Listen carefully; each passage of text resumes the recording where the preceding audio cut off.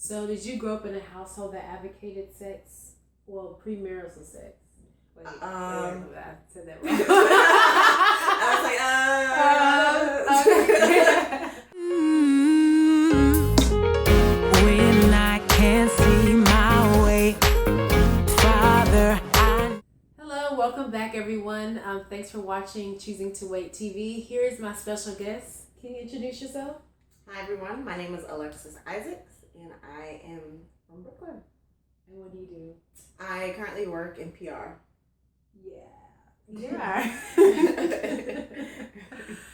So, Alexis, please tell us, why is abstinence or celibacy something important to you?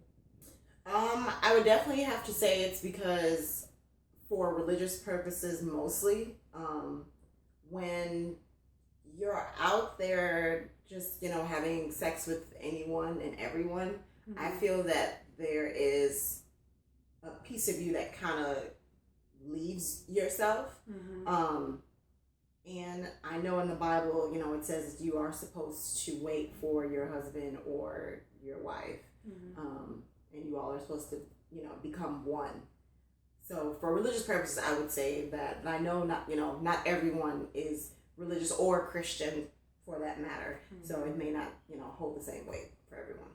It is hard, but for people out there who are trying to practice and they mess up, I would say, don't beat yourself up. Obviously, everyone makes mistakes. The Lord knows everyone is not perfect. But the most important thing is that you just try to get back on track with it. That's a good point, because sometimes people feel like if they messed up or done something wrong, that they can't start over and ask for forgiveness if you believe in faith. But a lot of people just kind of beat up on themselves, and I think that makes it worse. Yeah, that makes it worse. So, like you said, that's a really good point. So, yeah, definitely to just keep going, just continue what you're doing. Exactly. I mean that's for life. That's life period. That's a life true. lesson for anything that you do. Yeah. You mess up, you get back up again, you try it. I think it really does come down to how strongly you feel about whatever you're doing. If you're not that passionate about it, then obviously, you messing up is not going to be a big deal and you're going to continue to mess up. But if you're actually strongly passionate about, not doing something or giving up something, then obviously, you're going to try to do the best you can. So. Cool. Did you grow up in a household that advocated abstinence or celibacy? My parents never used that language with me. They just always, told me not to have sex because I'm not ready yet. But they've never, I've never heard them say you better be abstinent or you better be celibate or whatever. I've never really heard that. I maybe heard my mom once tell me that I should wait till marriage, but that was definitely not the main message. The main message was don't have sex because you're not ready. So what do you believe the purpose of sex is for? What do you believe? I guess in our case, why do you believe God created sex? Well, definitely for procreation, right?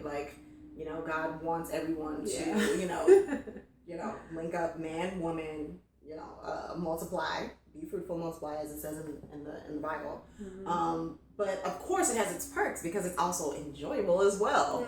So, I mean, definitely first and foremost, obviously, to continue the species, it is for procreation. But, secondary comes with, it being, pleasurable for all. So do you think the media, music, or entertainment has influences teens or young people to think about or have sex? Do you think that plays a role in? Sure. I mean, because obviously you turn on the TV and there's sex in commercials, there's sex in music videos, everybody is sexing everything up. So yeah, I would definitely say the media and the entertainment world in general plays into that. But I also think that it's not the responsibility for the entertainment world or media to safeguard kids or teenagers from it. That's the parents' responsibility. I know a lot of people like to blame the media, blame entertainment. I mean, it is what it is. That's gonna happen regardless. So it's really the parents' role to really protect their influence kids. the child. Exactly. Yeah, definitely. I mean, parents are influential. You know, what they say can help prevent you from a lot of things, doing a lot of things, experimenting a lot of things. And I'm not saying I was the most obedient child in the world or whatever, but I do remember, like, sometimes if you're going to do something and you know it's wrong, you can hear your parents' voice saying, if you do that, you know what's going to happen. And for me, I always grew up, like, thinking I was going to get caught, and that kept me from a lot of things. Right. So I just want to encourage parents that if you think that you don't have any control over your child's behaviors or beliefs or actions, you do. And also societal influences as well. Yeah, that's true. Because, you know, when you're a teenager, you're exposed to more things because you're able to go out and do a little more things, like, on your own versus, you know, as a kid, you're always going to be with your parents or an adult or something like that. But as a teen, you can go to the mall by yourself sometimes. Like, your parents may drop you off. You'll be exposed to things there. You know, you going over a friend's house that your parents, you know, may not know, like, the full story about them or their family. You're exposed to things there. So, that's true. Yeah, definitely the older you get, you know, the more influences. Wow. If you're trying to be celibate, how can you, you know, cut off those people who are trying to influence you to do the wrong thing? Well, I guess I'm too old now to have people influence me to do things that I don't want to do. Yeah. You know, people telling me what to do doesn't really fly anymore. Got it. Not that it really did, because even as a teenager, I was pretty independent. I can see that. I wasn't easily swayed by anyone, because if that was the case, I probably would have lost my virginity at like 14, 13. But that didn't happen. I was a virgin all through high school. No one influences me to do anything that I don't want to do. I may take, you know, what they say into consideration, and then, you know, I'll dwell upon it and, you know, see if, you know, that's the route I want to go. But I've never been one to just take what one person says as Bible. I'm always kind of trying to figure things out for myself as well. Awesome. And so my last question for you is, what advice would you give teenagers and other young people watching in this journey of celibacy, in this day and age where it's not the easiest thing, but it's possible? What advice would you give to someone out there to continue, even if they mess up? As long as you stay focused on what the end goal is, which is to be happy with your significant other, and to spend the rest of your life with that significant other.